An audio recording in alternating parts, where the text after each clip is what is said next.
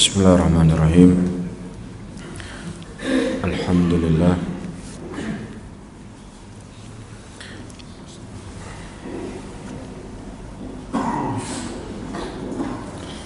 Alhamdulillahi hamdan katsiran thayyiban mubarakan fih mubarakan alaih kama yuhibbu rabbuna wa yarda.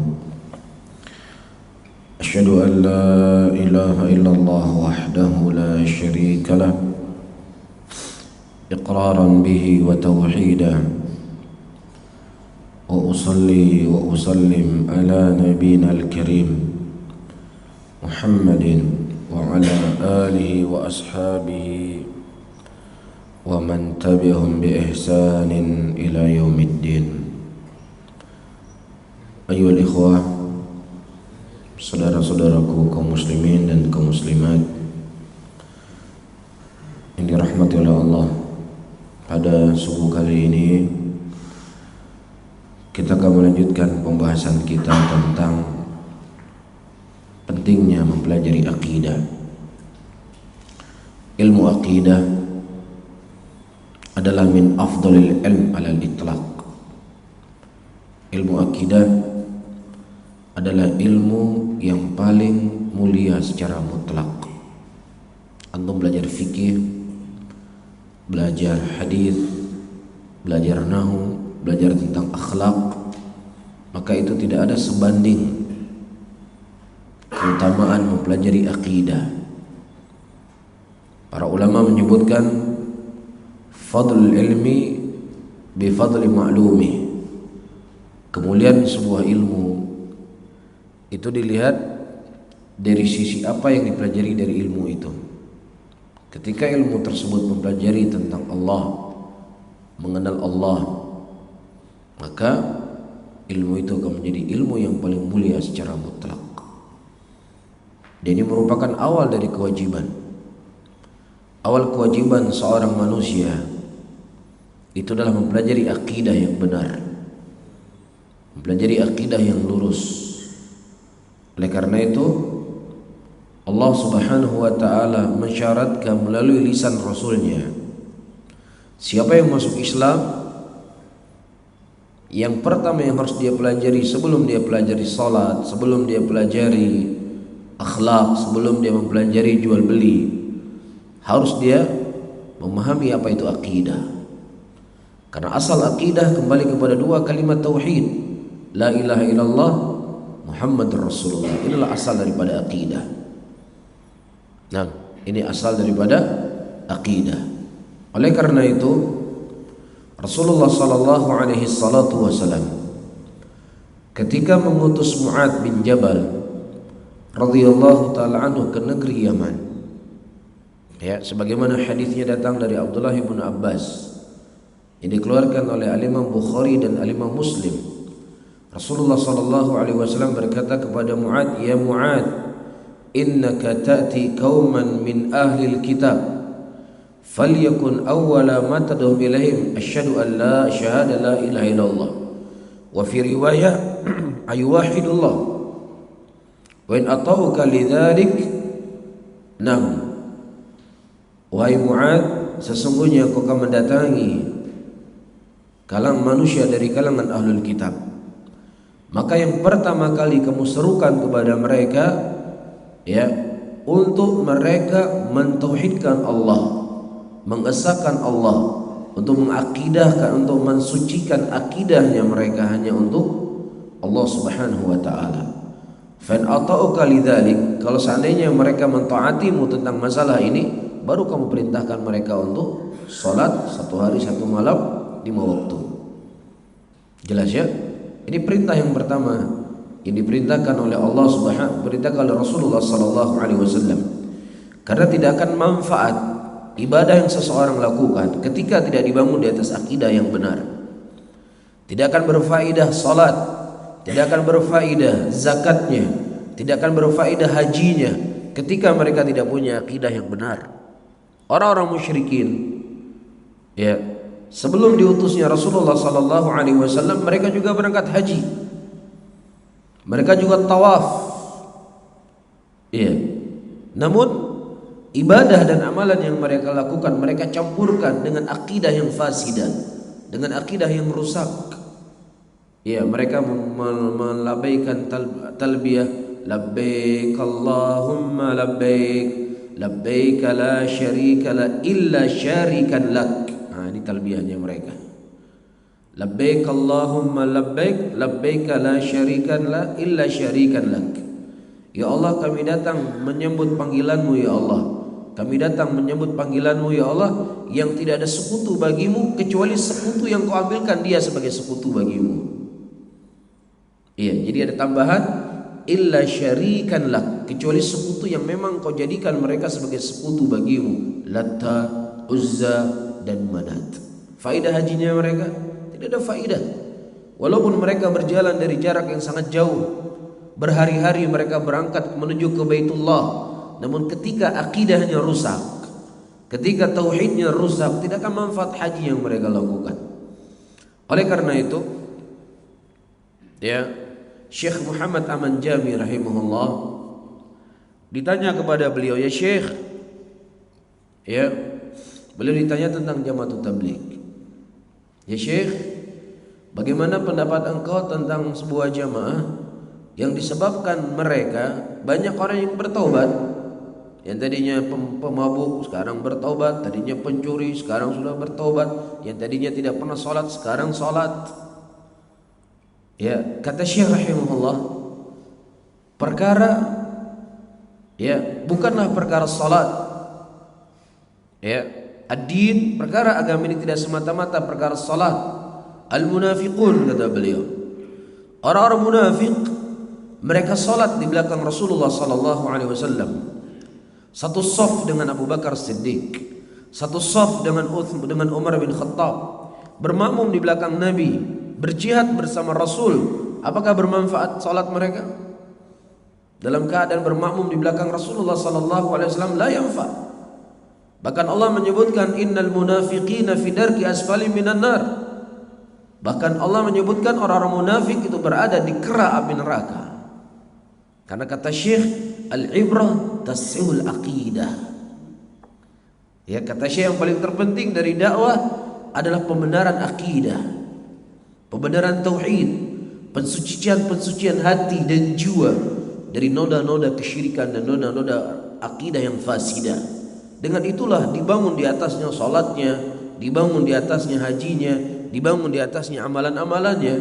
Sebagaimana yang telah saya sebutkan tadi malam, Rasulullah sallallahu alaihi wasallam berdakwah di kota Mekah 13 tahun. Belum diwajibkan perkara-perkara salat, belum diwajibkan puasa, belum diwajibkan haji, tetapi penanaman akidah ini ditanam oleh Nabi sallallahu alaihi wasallam di tengah-tengah para sahabatnya. Jelas di sini? Nah, oleh karena itu, ayyuhal ikhwah rahimani wa rahimakumullah, Syekhul Islam Muhammad bin Abdul Wahhab An-Najdi rahimahullah menyebutkan dalam kitab beliau Kasyfus Syubhat, ya, orang-orang yang mengatakan at-tauhid fahimna, tauhid kami sudah faham, ya, kami sudah faham tauhid. Kata Syekh, hadza min a'dham makadi syaitan. Orang yang mengatakan bahwasanya tauhid kami itu sudah faham, ini merupakan makar syaitan yang paling terbesar. Iya, kita nggak perlu lagi lah belajar tauhid, sudah ngerti, orang semua sudah ngerti tauhid. Sekarang bagaimana kita mengikuti berita-berita perpolitikan sehingga kita bisa mengambil sikap.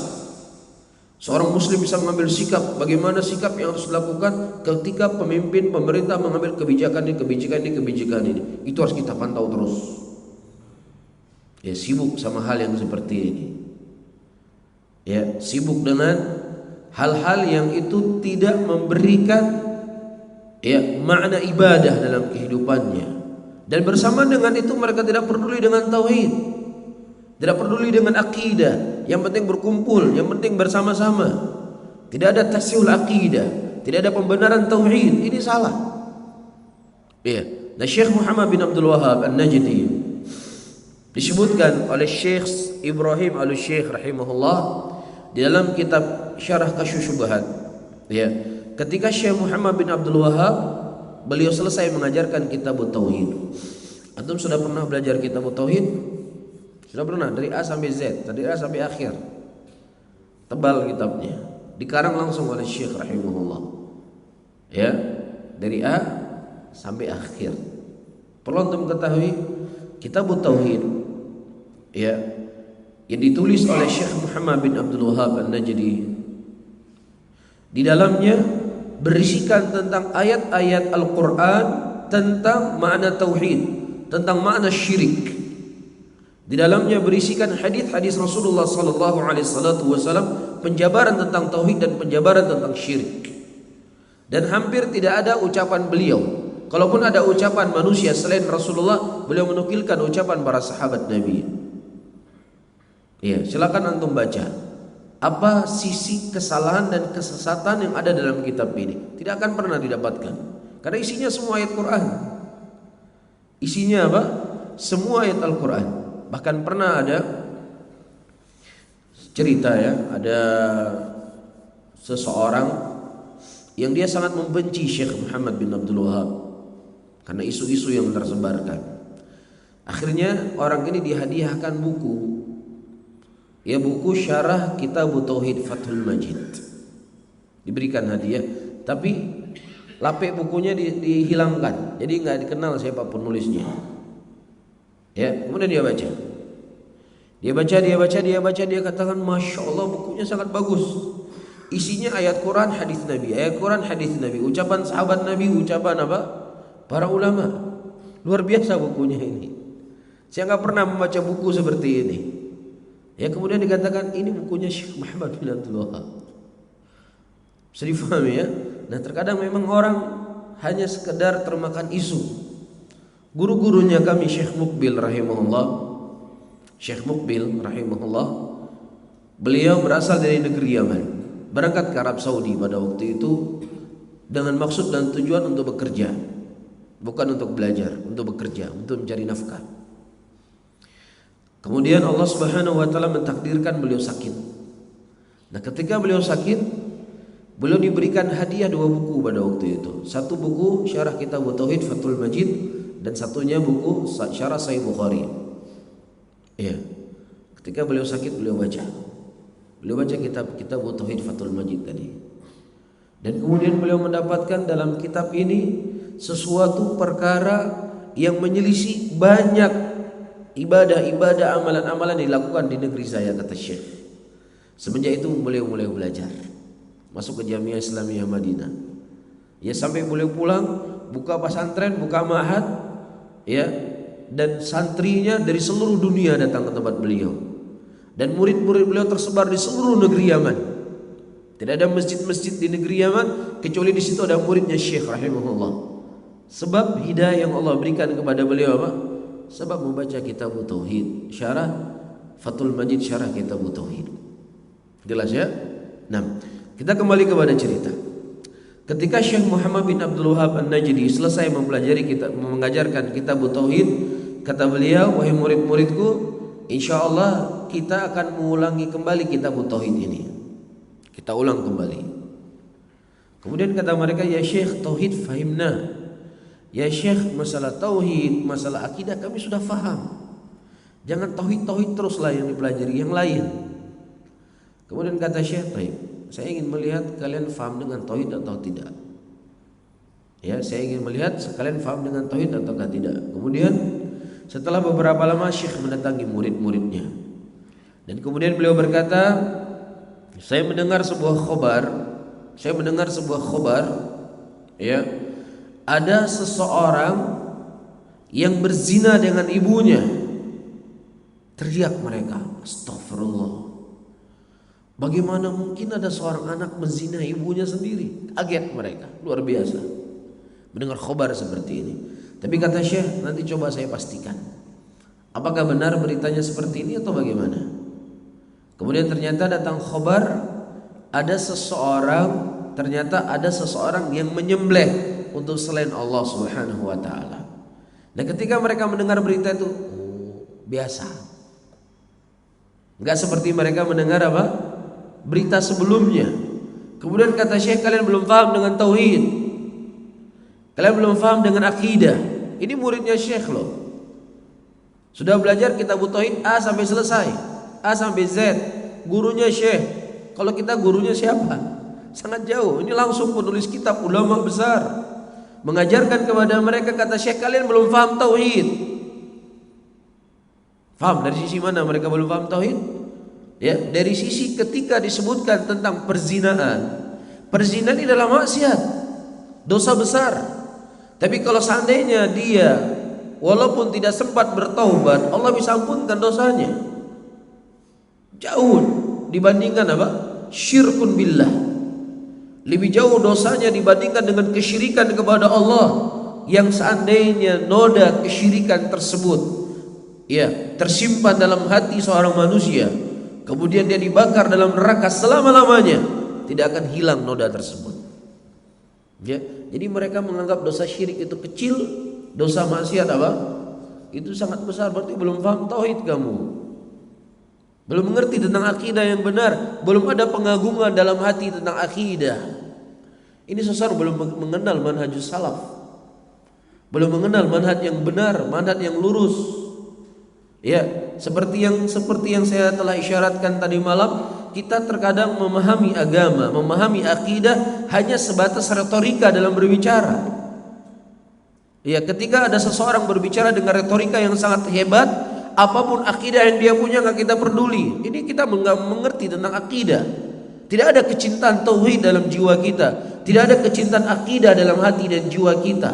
Lebih hanya mengedepankan retorika dalam berbicara. Faham ya? Nah, kalau antum melihat para imam-imam terdahulu, para ulama salaf, sebutkan namanya, di antaranya Sufyan ibnu Sa'id Ats-Tsauri rahimahullah. Sufyan ibnu Sa'id Ats-Tsauri, imam dari imamnya Ahlussunnah. Iya, pada suatu hari di hari Jumat beliau menuju ke masjid. Berangkat ke masjid untuk salat Jumat. Kemudian tiba-tiba dalam masjid beliau melihat seorang ahlul bidah yang punya penyimpangan akidah. Ya, yang punya apa? Penyimpangan akidah. Kemudian kata, dan dia sedang salat, kata Sufyan bin Sa'id Ats-Tsauri, a'udzu billahi min khusyu' hadzal nifaq. Aku berlindung kepada Allah Subhanahu wa taala dari kekhusyuan laki-laki ini, kenifaan laki-laki ini. Kemudian beliau ambil sendalnya, beliau pergi, kamu salat di situ. Kenapa? Kebencian karena Allah Subhanahu wa taala, dikarenakan orang tersebut punya pemikiran akidah yang nyeleneh. Iya. Begitu juga bagaimana Al-Imam Ibnu Katsir rahimahullah menyikapi Amr bin Ubaid. Tahu antum Amr bin Ubaid? Amr bin Ubaid ini hidup di zamannya Al-Imam Hasan Al-Basri. Di zamannya Al-Imam Hasan Al-Basri. Dia hidup di zaman pernah melihat sahabat-sahabat Nabi sallallahu alaihi wasallam, atau minimal murid-muridnya sahabat. Di dalam berbicara, laki-laki ini luar biasa. Retorika dia dalam berbicara sangat mengerikan. Dia ini tidak bisa mengatakan huruf ra, tidak bisa mengatakan huruf apa? R bahasanya kita, cadel, nggak bisa bilang huruf R. Iya. Hingga suatu hari dia disuruh untuk berceramah, disuruh untuk berkhutbah. Iya. Nah, supaya tidak terlihat kekurangan dia di dalam berbicara, dalam berkhutbah, dalam khutbahnya tidak ada satupun kalimat yang ada huruf R-nya. Kan luar biasa ya. Kalau kita menulis mungkin bisa pergi kalimat yang sama mungkin datang. Ya, keluar ada R-nya. Bisa kita ganti kalau kita sedang menulis. Ini bukan sedang menulis, sedang berkhutbah. Dari awal dia berkhutbah sampai akhir dia berkhutbah, tidak ada satu kalimat R pun, tidak ada kalimat ra satupun. Supaya tidak menampakkan apa? Kekurangan bagaimana retorika dalam berbicara. Namun laki-laki ini akidahnya rusak. Iya, akidahnya rusak. Al-Imam Ibnu Katsir rahimahullah menyebutkan dalam kitab Bidayah wa Nihayah, bagaimana laki-laki ini mengatakan, kalau seandainya aku mendengar hadis Abdullah bin Mas'ud radhiyallahu taala anhu tentang pencatatan takdir, seseorang telah dicatat oleh Allah takdir ketika dia dalam perut ibunya, dia baik, dia jelek, matinya, rezekinya dan seterusnya. Ini keyakinan yang disebutkan dalam hadis tersebut. Dia mengatakan, kalau seandainya hadis ini aku dengar langsung dari Nabi Muhammad sallallahu alaihi wasallam, maka niscaya aku mengatakan aku tidak pernah percaya dengan hadis ini. Karena nggak masuk akal dia. Rusak akidahnya. Iya.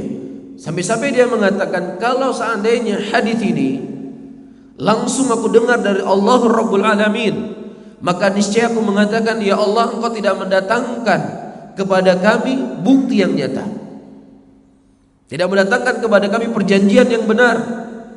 Ini kan luar biasa. Kata Imam Ibnu Katsir rahimahullah, kalau seandainya laki-laki ini benar berucap dengan ucapan yang seperti ini, semoga Allah melaknat dia. Semoga Allah melaknat dia. Nah, bagaimana para ulama kita begitu keras kepada orang-orang yang penyimpangan dalam akidah? Iya, karena ini perkara agama sebagai bentuk pengagungan kepada agama. Antum berbisnis dengan seseorang, ya, berbisnis, ya, anggaplah 10 juta antum tanam tanam modal. Kemudian antum ditipu usaha bisnis yang sedang antum bekerja sama dengannya. Kira-kira gimana sikapnya antum? Gimana sikap orang yang telah menipu antum hanya 10 juta rupiah? Antum maka ingatkan keluarga antum, jangan lagi kamu berbisnis sama dia. Ya, jangan kamu berbisnis, berteman pun jangan mungkin.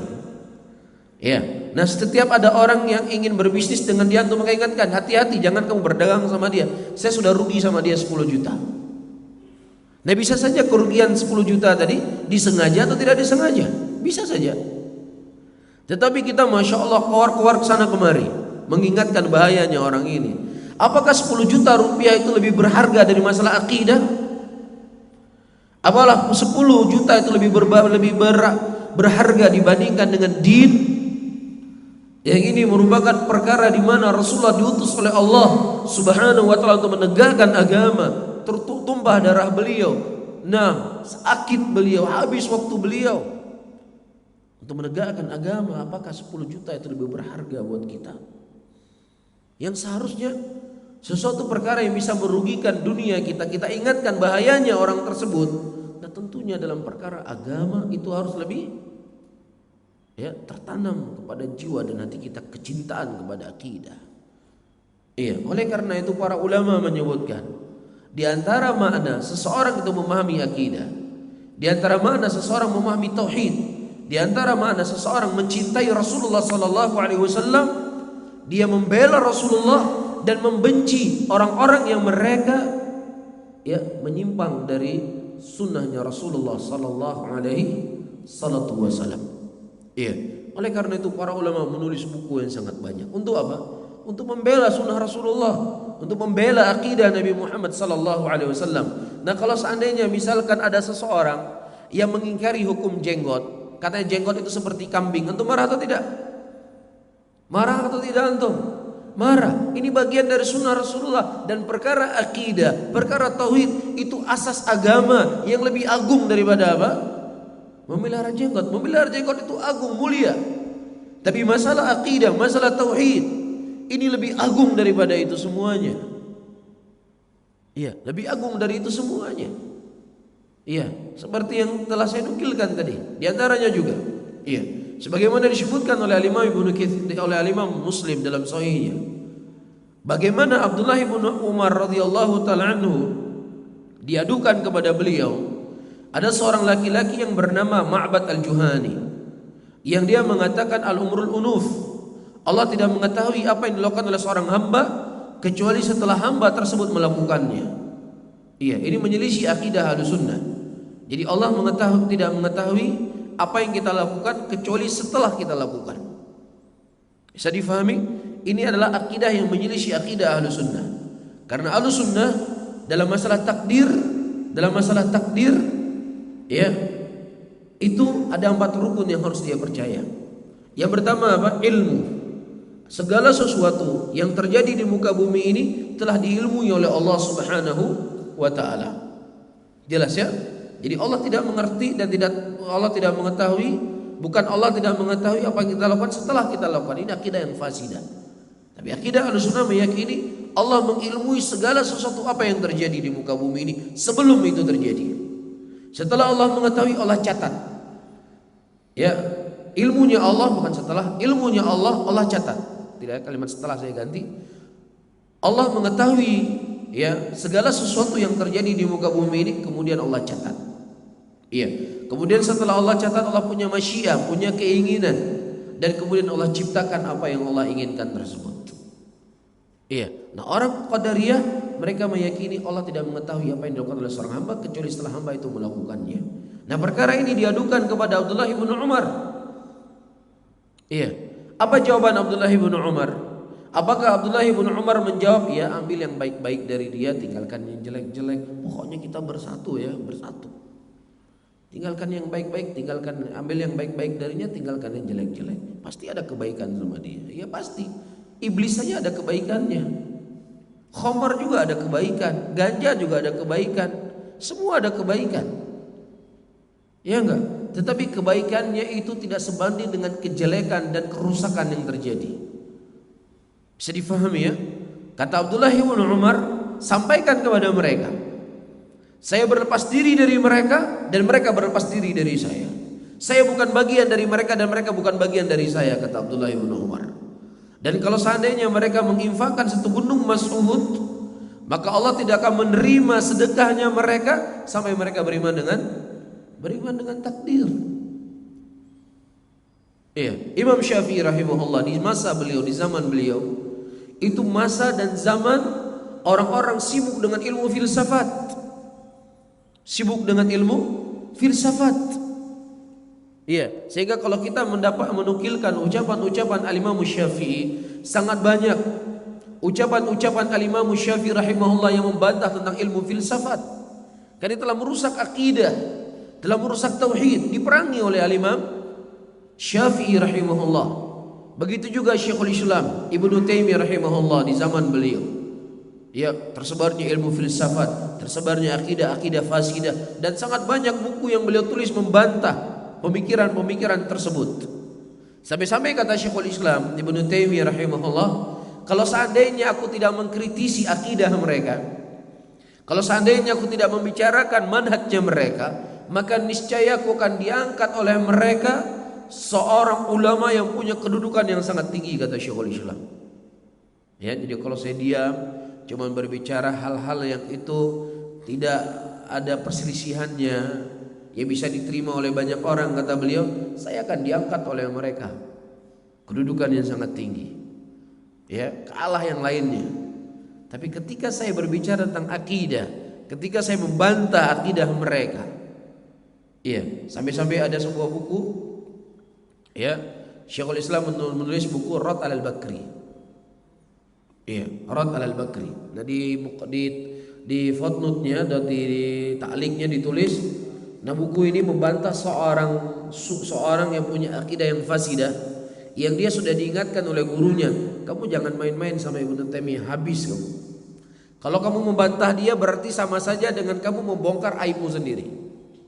Kamu menelanjangi akidahmu sendiri. Jangan main-main sama dia. Akhirnya coba dibantah lagi oleh Syekhul Islam Ibnu Taimiyah. Ketika dibantah, gurunya berkata, saya kan sudah bilang sama kamu jangan main-main sama orang ini. Habis kamu. Dikuliti oleh beliau. Karena kuatnya akidah beliau, luasnya ilmu beliau masalah apa? Keyakinan. Iya. Nah, ini konsekuensi dalam kita berdakwah. Ayyuhal ikhwah rahimani wa rahimakumullah, tidak hanya sebatas melihat akhlak, tidak hanya sebatas melihat apa ibadah, tapi adalah akidah itu sendiri yang menjadi apa? Menjadi al-wala wal bara'-nya kita. Ya, akidah. Ya, dengan akidah kita berlepas diri, dengan akidah kita membangun al-wala wal bara'. Ketika dia berakidah dengan akidah yang benar, yang sesuai dengan tuntunan Nabi sallallahu alaihi wasallam, maka kita kita bersaudara dengan dia dengan saudara yang utuh. Nah, ketika dia menyelisih daripada akidah yang benar, dia adalah saudara kita, tetapi kita berlepas diri kepada mereka sejauh mana mereka menyimpang dari akidah yang benar. Bisa difahami ya? Jadi ayyuhal ikhwah rahimani wa rahimakumullah, kita fokus kepada akidah. Ya, jangan kita fokusnya ada seseorang yang mungkin menghafal hadis, ya hadis nomor sekian, urutannya di sebelah kanan dan lain sebagainya. Hal seperti ini nggak perlu dikritisi, karena itu hal biasa manusia. Ya enggak? Salah nomor hadis, salah penempatan nomor hadis, sehingga kita fokusnya dalam masalah apa? Akidah, dalam masalah manhaj, bukan masalah wah ini hafalannya nomor hadis 1000 dibilang 999. Ini nggak perlu hal yang seperti ini. Namanya orang mencari aib ini namanya. Faham di sini? Ini orang mencari-cari aib kekurangan orang lain. Ini bukan metode dalam kita membantah, bukan metode dalam kita menyampaikan kepada umat, tetapi kita sampaikan kepada umat hal yang memang itu perkara akidah. Ya, beliau mengatakan masalah begini dalam ceramahnya, kita bantah. Ini adalah hal yang tidak benar. Allah wa qala Rasul. Ya, tapi kalau mau ya seperti yang saya sebutkan tadi, mencari-cari kesalahan, ini namanya membuka aib seorang muslim, enggak dibolehkan.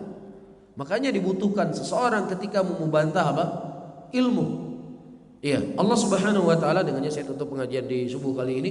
Allah Subhanahu wa taala menyebutkan sebuah ayat dalam Al-Qur'an. Wadhkur, ingatlah oleh kalian ibadana. Wadhkur ibadana, ingatlah oleh kalian hamba-hamba kami, Nabi Ibrahim, Nabi Ishak, Nabi Yakub, dengan dua hal. Apa itu? Ulil aidi wal absar. Iya, para nabi tersebut memiliki dua kekuatan. Kekuatan ilmu dan kekuatan untuk menerapkan ilmu itu. Jelas. Al-Imam Ibnu Qayyim menyebutkan manusia dalam masalah ini dibagi menjadi beberapa golongan. Golongan pertama, seseorang yang tidak memiliki ilmu dan juga tidak punya keinginan sama sekali untuk menerapkan ilmu. Dan ini kebanyakan manusia, nggak peduli dengan agama, wala menuntut ilmu, wala beribadah. Ini kebanyakan manusia. Dan ada dua jenis manusia yang kedua, kata beliau, seseorang yang dia punya semangat untuk membela agama, semangat untuk menerapkan agama, tetapi tanpa dibarengi dengan ilmu yang benar, tidak dibarengi dengan ilmu yang kuat. Akhirnya kerusakan yang terjadi. Walaupun tujuan dengan niat untuk membela kebenaran, namun ketika tidak dibarengi dengan ilmu pasti akan rusak, pasti. Aisyah radhiyallahu taala anha, ummul mukminin, wanita yang mulia. Iya. Suatu hari beliau berjalan dengan Nabi Muhammad sallallahu alaihi wasallam. Kemudian ada seorang Yahudi berkata kepada Rasulullah, "Assam alik ya Muhammad, celaka bagi engkau wahai Muhammad." Ini kemungkaran atau tidak? Kemungkaran. Ini maksiat atau tidak? Ini maksiat. Maksiat, mencela Rasulullah di hadapan Rasulullah. Ini kan luar biasa. Kemudian Aisyah radhiyallahu taala anha, ghirah beliau untuk membela kebenaran, membela Rasulullah. Beliau mengatakan, "Asam alik wa la'nat alik ya Yahudi." Celaka bagimu dan laknat bagimu wahai Yahudi. Bagus enggak Aisyah membela Rasulullah? Bagus atau tidak? Ini jihad yang besar, jihad yang agung, membela Rasulullah. Tetapi Aisyah ditegur oleh Nabi sallallahu alaihi wasallam, "Wahai Aisyah, enggak demikian. Enggak demikian wahai Aisyah. Dia mengucapkan kepada saya satu kalimat, kenapa dua kalimat kau balas dia?" Faham ya? Dia hanya menyampaikan kepadaku satu kalimat, kenapa dua kalimat yang kau balas? Cukup engkau mengatakan wa alaik, celaka bagimu wahai Rasulullah, juga celaka bagimu. Subhanallah. Keadilan yang diajarkan oleh Nabi sallallahu alaihi wasallam. Bagaimana cara kita membantah orang yang sudah jelas-jelas mencela Rasulullah dan Yahudi lagi? Ya, ini sekarang kita sedang berhadapan dengan saudara kita muslim. Faham ya?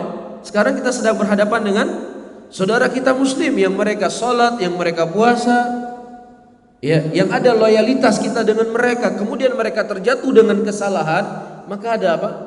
Ada etika dan cara, enggak serampangan. Bisa difahami ya? Jadi kita ingin berjalan di atas jalan tengah. Tidak bermudah-mudahan, juga tidak tidak sadis lah bahasanya saya ya. Tapi berjalan di atas jalan tengah. Kita sekarang berhadapan dengan seorang muslim yang dia terjatuh dengan kesalahan, yang dia terjatuh dengan ya akidah yang tidak sesuai dengan akidah yang diajarkan oleh Nabi. Maka ada cara dan etika dalam kita membantah, bukan dengan cacian, bukan dengan makian, bukan dengan membuka aib. Ini kan membuka aib namanya. Ya, baca hadis nomor sekian, oh lihat nih hadisnya beda. Ini membuka aib namanya. Ini bukan substansi dalam akidah, tapi kita berbicara dalam akidahnya. Mafhum di sini? Ya, cukup sampai di situ, nggak perlu untuk dijabar ke sana kemari. Dia salah dia kita fokus, jangan lari ke B. Ketika kita sudah lari ke B, apalagi membicarakan tentang kepribadian, ini sudah ghibah namanya. Makanya dibutuhkan ilmu. Tidak hanya butuh dengan modal semangat. Tidak, Islam ini tidak akan tegak dengan kesemangatan tanpa dibarengi dengan ilmu. Bisa difahami ya? Apalagi urusan bantah membantah, ini bukan urusan kita seorang penuntut ilmu, kecuali sesuatu yang telah jelas dan gamblang. Iya, yang sudah jelas dan gamblang, yang telah dibicarakan oleh para ulama, kita cuma sekedar menukilkan. Jangan kita mengedepankan diri kita di depan para ulama. Ulama nggak pernah berbicara, ulama nggak pernah ngomong, kita sendiri yang ngomong. Ini kan aneh. Bisa difahami ya? Bisa difahami maksud saya? Al-muhim la tafrid wala ifrat. Jangan seseorang itu bermudah-mudahan dan juga apa? Jangan bersikap kaku, berusaha berjalan di atas jalan tengah. Bisa difahami? Siapapun yang ingin kita bantah, kita butuh ilmu yang kuat, butuh ilmu yang kokoh, dan perlu kita menjaga adab ketika kita berhadapan dengan seorang muslim. Bisa difahami? Jelas ya? Kemudian ketiga, kata Ibnu Qayyim rahimahullah, seseorang yang dia punya ilmu yang banyak, ilmunya masya Allah banyak sekali, tetapi tidak ada kekuatan untuk apa? Untuk mempraktekkan ilmu yang dia punya. Ana mangan Ustaz, ana mangan. Lu kudu peunyan hanjeutnya bid'ah nyan hareum. Mana ana mangan. Nah, ini bahaya ini ana mangan ini. Ya, ini golongan manusia yang termasuk dari manusia yang tercela. Dia mengerti ilmu, faham dengan ilmu, tapi tidak bisa menerapkan ilmu dalam kehidupannya. Dan kalau untuk baca sejarah ya, banyak orang-orang yang mereka sudah mengenal persis tentang makna keislaman, tapi karena tidak punya kekuatan tadi dia mati dalam kekufuran. Contoh Raja Herakl. Ia disebutkan oleh Imam Bukhari dalam Sahihnya. Ketika Abu Sufyan datang bertemu dengan Herakl, dia bertanya bagaimana sifat-sifat dan ciri-ciri Muhammad Rasulullah yang mengaku sebagai nabi di negerimu. Disebutkan cirinya A, B, C, D, dan E dan F, G. Kemudian Herakl berkata, apa yang engkau ceritakan sama persis apa yang disebutkan dalam kitab Injil. Kalau seandainya Muhammad ada di depanku, akan kucuci kaki dia. Dia tahu Rasulullah itu adalah apa? Nabi yang disebutkan dalam kitab Injil. Namun subhanallah, ya ketika dia menyampaikan ilmu tersebut kepada rakyatnya atau kepada staf-stafnya, tidak ada satupun yang menerima. Akhirnya apa? Dia tinggalkan ilmu yang dia punya tadi, dia mati di atas kekufuran. Bisa difahami? Mati di atas kekufuran karena tidak mampu menegakkan ilmu. Kemudian yang keempat, manusia yang paling mulia, yang mereka mengikuti jalannya para nabi dan para rasul, mereka mempunyai ilmu yang kokoh, punya ilmu yang matang, dan dengan ilmu tersebut mereka terapkan dalam kehidupan mereka. Inilah orang yang dimuliakan oleh Allah Subhanahu wa taala. Mudah-mudahan Allah Subhanahu wa taala memberikan taufik dan hidayahnya kepada kita untuk bisa digolongkan dan berjalan di atas golongan dan jalan pengikut para nabi dan para rasul. Wallahu taala a'lam bishawab. Mungkin ini yang bisa saya sampaikan. Ada pertanyaan? Tidak ada ya? Satu saja ya. Tidak ada yang kedua, cukup satu. Tapi Ustaz, bagaimanakah sikap Ahlussunnah terhadap pemerintah? Bolehkah kita mengkritik mereka secara terang-terangan?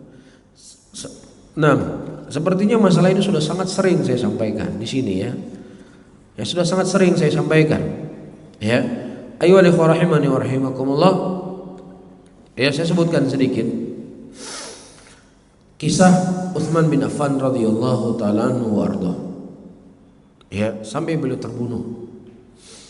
Yang hadir di sini sepakat enggak Utsman itu orang mulia atau tidak? Sepakat ya. Semua kita sepakat Utsman adalah orang yang mulia. Dan kenapa sebab terjadinya pembunuhan Utsman bin Affan? Ya, sebabnya adalah isu-isu yang disebarkan.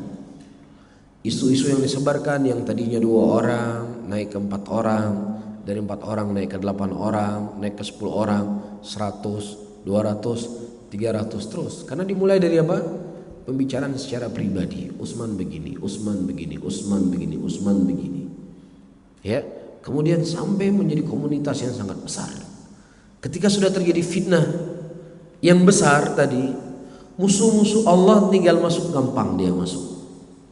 Di tengah huru-hara orang-orang yang selalu membicarakan Utsman bin Affan, kemudian kelompok As-Sabaiyun yang dipimpin oleh Abdullah bin Saba, mereka menulis sebuah surat palsu, dan surat itu enggak disebarkan di kota Madinah, disebarkan di luar kota Madinah yang jauh daripada keilmuan, orang-orang yang awam, orang-orang yang tidak punya khalfiyah ilmu yang kokoh.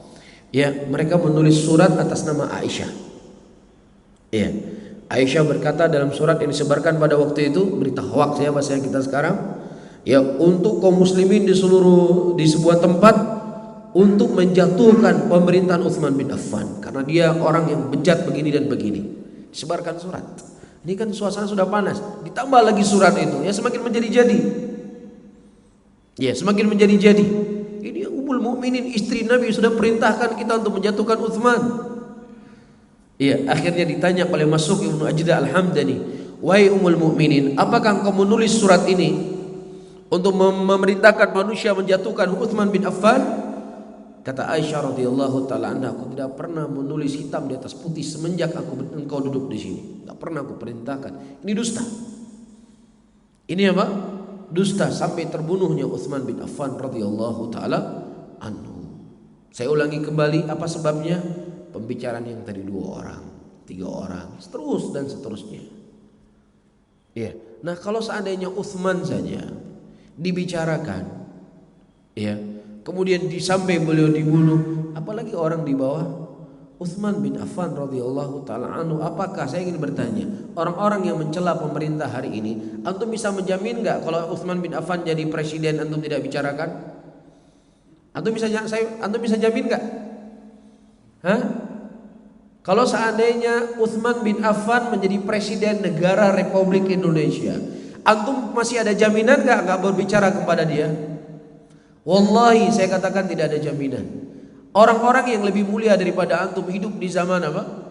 Melihat Utsman bin Affan, melihat sahabat Nabi, melihat Ali bin Abi Thalib, melihat Umar bin Khattab, masih saja apa? Mencela Utsman bin Affan, tidak hanya mencela sampai membunuh. Padahal Nabi SAW telah ingatkan dalam hadisnya, kalau seandainya engkau melihat sesuatu yang kau benci dari pemimpinmu, maka peganglah tangannya dan nasihatilah dia. Kalau seandainya dia terima, walhamdulillah. Kalau dia tidak terima, engkau telah menunaikan kewajibanmu. Ini hadis Nabi. Kita jangan ikut hadis Nabi, jangan ikut manhajnya Rasulullah, perkara-perkara yang itu bentuknya sesuatu yang memang menurut kita betul. Ya, nggak maulidan, nggak tahlilan. Wah, pokoknya sunnah Nabi saya, nggak tahlilan, nggak maulidan. Iya, hanya bukan ini saja sunnah Nabi. Di antara sunnah Nabi adalah apa? Kita menjaga lisan-lisan kita dari pemimpin, bukan karena kita membiarkan kezaliman kita, kezaliman mereka, tetapi supaya tidak terjadi kemudaratan yang lebih besar. Anas bin Malik diadui oleh orang-orang pada waktu itu Hajjaj bin Yusuf. Antum tahu Hajjaj bin Yusuf dia membunuh para ulama. Para ulama dibunuh sama dia. Siapa yang gak sesuai sama dia dibunuh. Ada hari ini pemimpin gak sesuai dengan dia dibunuh? Gak ada.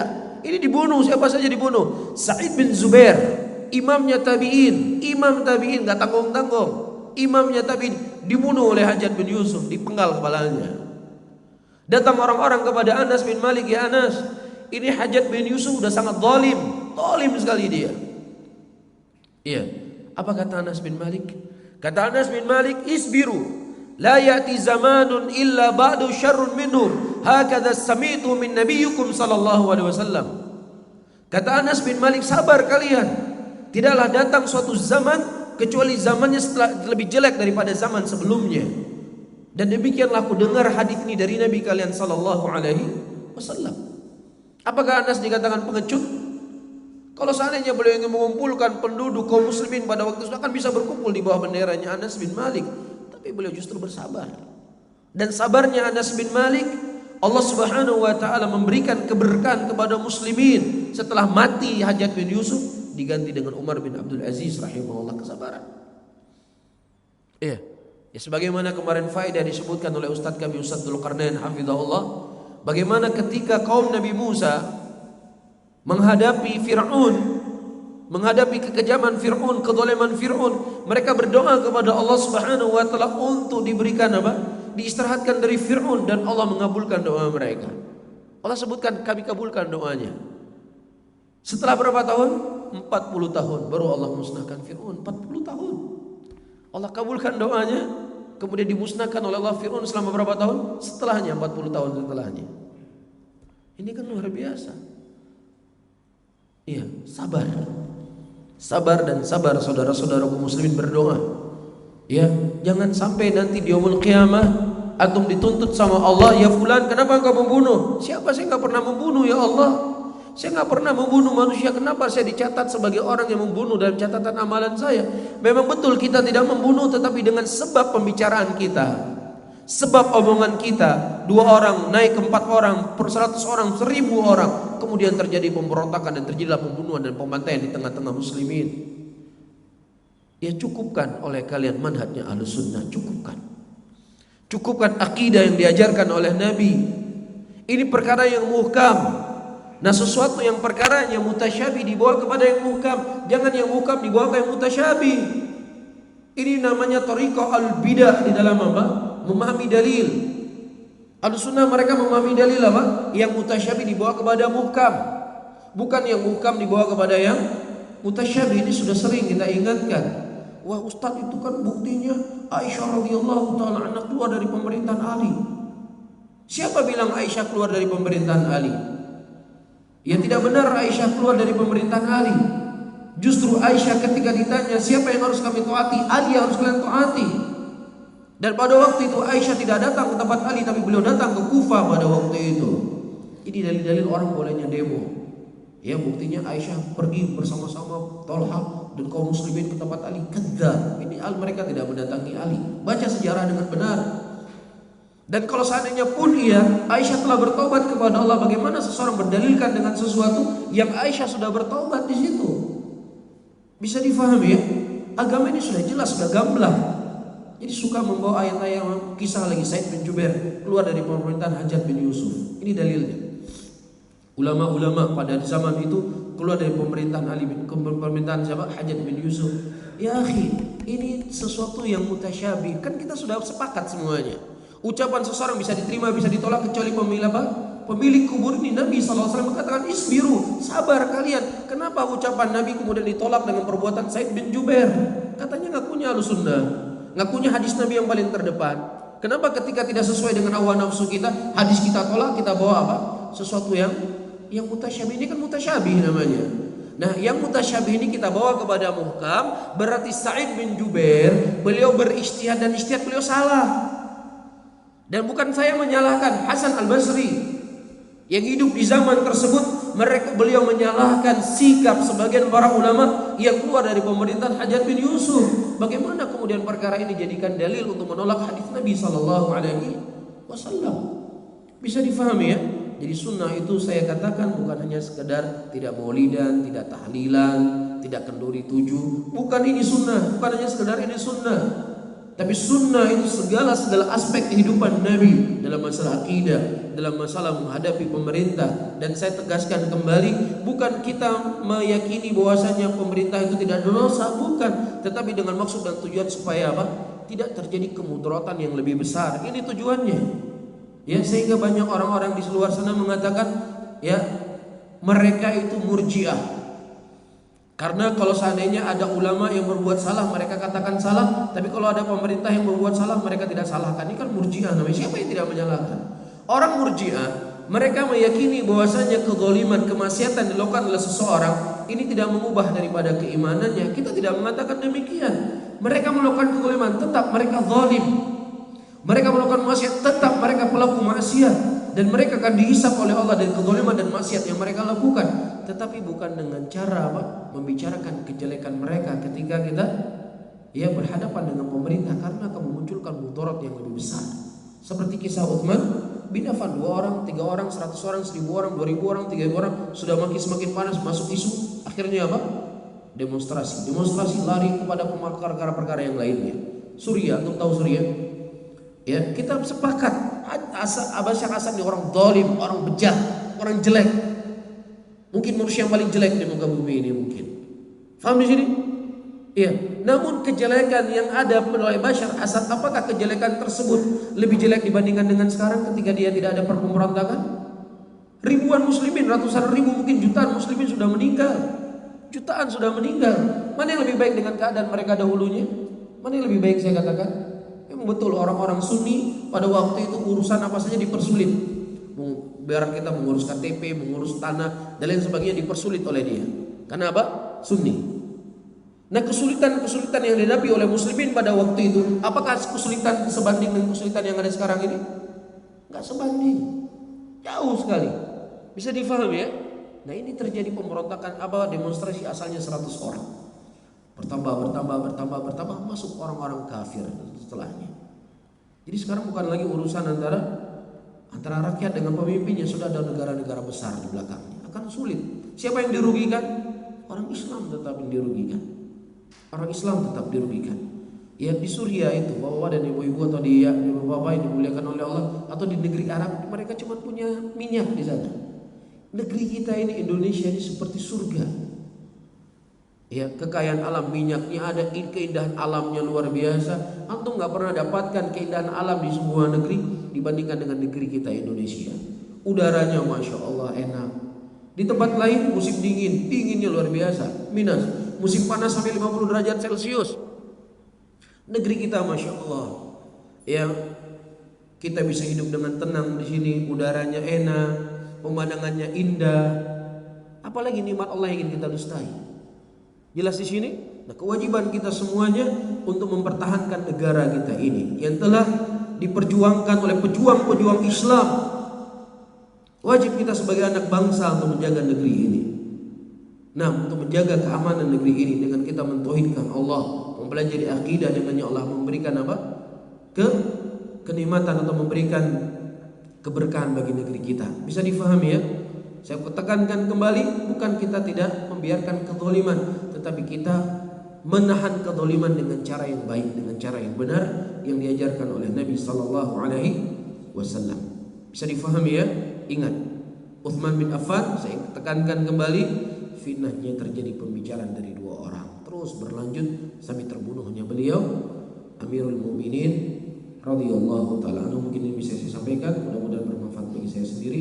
Allahumma shalli ala Muhammadin wa ala alihi wa ashabihi wa man tabi'ahum bi ihsanin ila yaumil. Saudara-saudara, sebelum saya tutup, Nabi sallallahu alaihi wasallam menyebutkan dalam hadisnya, ya seseorang yang salat subuh di masjid, kemudian dia duduk berzikir, dan kemudian dia salat 2 rakaat di waktu syuruk, maka seakan-akan dia berangkat umroh bersamaku. Dan ini sudah masuk waktu syuruk, salat 2 rakaat sebelum untuk keluar dari masjid. Wallahu a'lam bishawab.